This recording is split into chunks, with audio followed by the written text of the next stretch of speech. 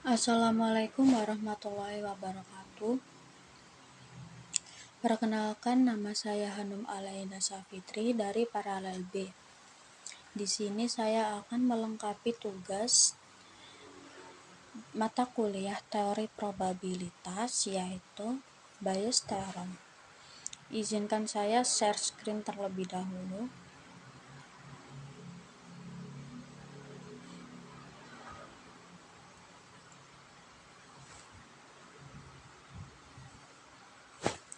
Nah, Bayes Theorem. Nah, untuk profil singkat saya, nama Hanum Alaida Safitri, NPM 250320100088. Saya dari Paralel B, teori probabilitas. Di sini saya mengambil kasus pencarian uang yang hilang. Nah, penjelasan singkat mengenai Bayes Theorem ini adalah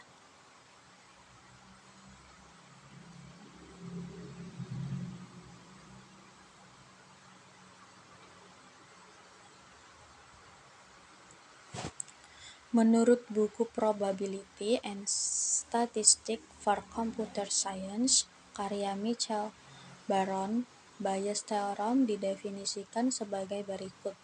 Bayes Theorem adalah sebuah rumus matematika yang digunakan untuk menghitung probabilitas suatu hipotesis berdasarkan data yang sudah diketahui sebelumnya.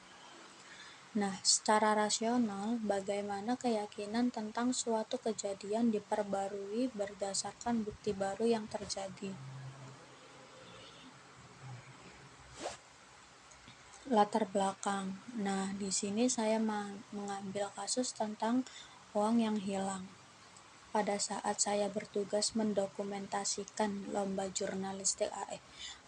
Paskibra, saya diamanahi untuk membelikan makanan anak jurnalistik yang bertugas sebanyak 6 kotak. Pada saat itu, saya merasa bahwa menaruh uang tersebut di dalam tas lempang saya, tetapi teman saya memberitahu bahwa uang tersebut saya masukkan ke saku baju. Sebaliknya, teman yang memberi uang tersebut memberitahu saya bahwa uang tersebut saya masukkan ke dalam tas kamera bersamaan dengan waktu saya memasukkan kamera ke dalam tas. Nah, untuk prior probability, di sini yang pertama itu peluang B1 sama dengan 0,45 atau 45% berada di tas lempang saya. Peluang 2 atau B2 sama dengan 0,30 atau 30% berada di tas kamera. Kemudian peluang B3 sama dengan 0,25 atau 25% berada di saku baju. Nah, selanjutnya yaitu likelihood. Likelihood ini itu adalah petunjuk, di mana setelah beberapa menit saya ingat bahwa setelah menerima uang tersebut, saya terus membawanya bersamaan dengan membawa kamera yang akan saya masukkan ke dalam tas kamera. Mohon maaf. Nah, untuk likelihood sendiri yaitu peluang A given B1 adalah petunjuk yang sesuai dengan apa yang sesuai untuk setiap lokasi. Yang pertama, peluang A1 given B1 sama dengan 0,20 atau 20% mungkin saja berada di tas lempang atau B1. Kemudian peluang A2 given B2 yaitu 0,75 atau 75% sangat mungkin berada di tas kamera atau B2. Kemudian peluang A3 given B3 sama dengan 0,5 atau 5% tidak mungkin berada di saku baju atau B3. Nah, selanjutnya yaitu posterior probability.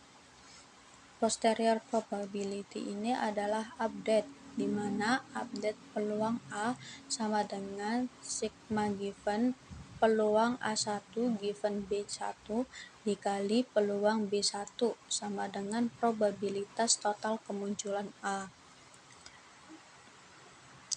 Nah, di sini bisa kita ambil bahwa peluang A sama dengan peluang A1 dibagi B1 dikali peluang B1 ditambah peluang A2 ditambah B2 dikali peluang B2 ditambah peluang A3 given B3 dikali peluang B3.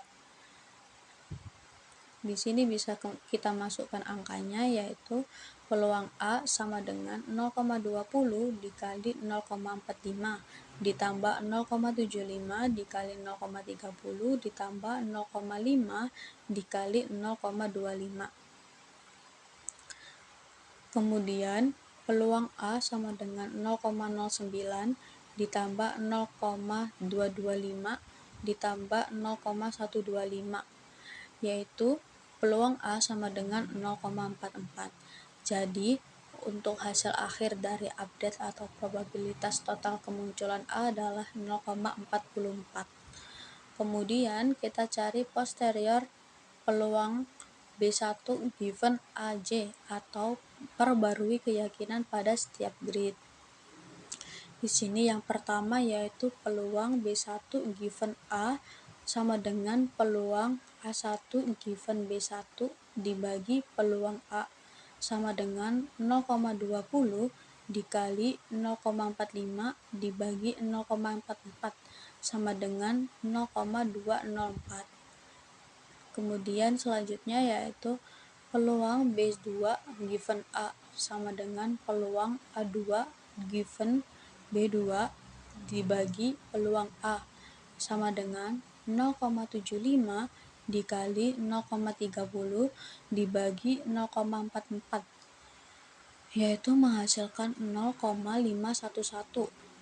Kemudian selanjutnya yaitu peluang B3 given A sama dengan peluang A3 given B3 dibagi P peluang A sama dengan 0,5 dikali 0,25 dibagi 0,44, yaitu 0,284. Nah, di sini bisa kita tarik kesimpulan bahwa yang pertama, prior terbesar berada di B1 sebesar 45%, yaitu berada di tas lempang.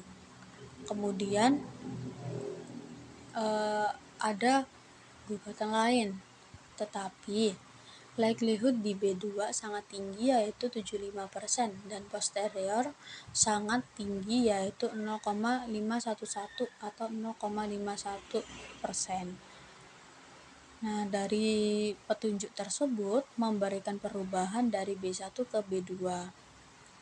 Nah, di sini bisa saya kesimpulkan bahwa jika saya memberikan studi kasus ini secara lisan bukan dengan menggunakan konsep teori bias, kemungkinan saya akan menjawab bahwa uang saya itu berada di tas lempang.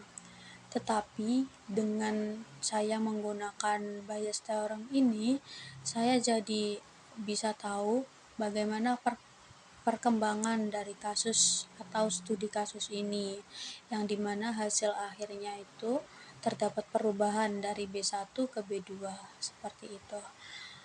Nah, sekian dari saya. Bila ada salah kata saya minta maaf. Wassalamualaikum warahmatullahi wabarakatuh.